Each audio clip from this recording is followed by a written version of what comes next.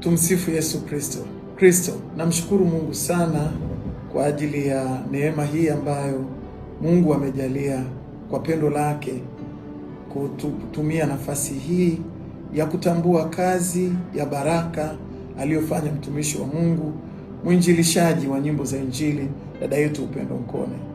Kwa hakika amefanya kazi kubwa kwa moyo wa utulivu na subira kwa kitambo kirefu, na nyimbo zake zimeponya majeraha na watu wengi wamepona kupitia uinjilishaji huu. Kwa namna ya kipekee ninamshukuru sana dada yangu, dada Resti Bura, lakini pia dada yangu Lilian Mwasha, ambao wameongoza na wamekuwa mstari wa mbele kutambua kazi ya baraka aliyofanya mtumishi wa Mungu, dada yetu, dada Upendo Nkone. Roho hii ya kutambua kazi kwa maisha yetu ya Kitanzania inaweza kuleta baraka kubwa na kuleta hamasa kwa watu wengi wanaofanya mara nyingi kuhudumia jamii. Huyu mama amehudumia jamii, ameponya mioyo ya watu, ameponya majeraha ya watu. Watu wengine walikuwa wajinyonge, lakini kwa kusikiliza nyimbo zake wameendelea kuishi, wameendelea kupata matumaini na wameendelea kutumia muda wao katika kuzalisha na kusaidia jamii.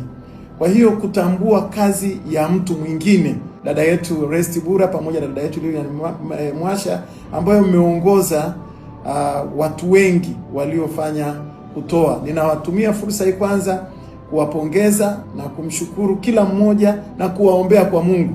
Hiyo sadaka yenu mliotoa, wote wengi wetu wametoa sadaka, wametoa michango, wamehamasika, kila mmoja kwa jina lake. Sioni sababu ya kumtaja kila mmoja, lakini kila mtu aliyenyoosha mkono wake kumsaidia dada yangu Upendo Nkone, mimi nasema Mungu awabariki, na mimi ninaibariki dhabihu na sadaka yenu. Mungu aliye hai akubariki wewe na sadaka yako, na aipokee kwake mbinguni.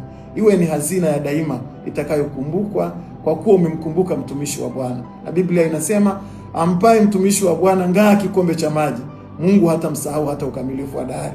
Ninyi mmetoa zaidi ya kikombe cha maji, mnampa dada Upendo Nkone gari nzuri ya heshima, ili litimie neno liloandikwa, mtu akinitumikia Baba atamheshimu.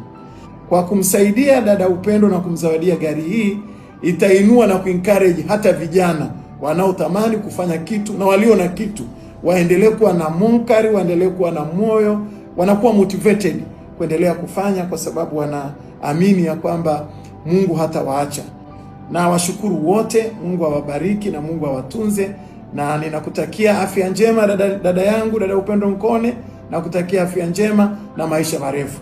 Akubariki Mungu Mwenyezi, kwa jina la Mungu Baba na Mwana na Roho Mtakatifu. Amen.